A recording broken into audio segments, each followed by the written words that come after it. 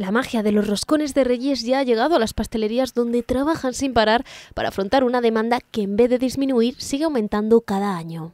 Hasta más de 500 roscones como estos se elaboran de media en cada pastelería, en estas fechas tan señaladas, donde este delicioso dulce se ha convertido en el rey de cada mesa. La mayoría se venden y el que más triunfa, o uno de los que más triunfa, es este que lleva azúcar volado.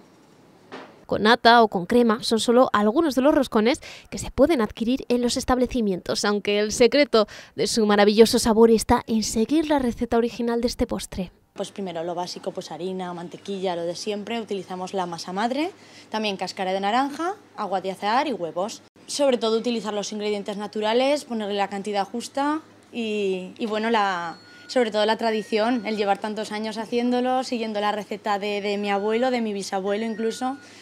Y bueno, pues siempre tener una larga tradición en los pasteles, pues siempre hace que salgan más buenos.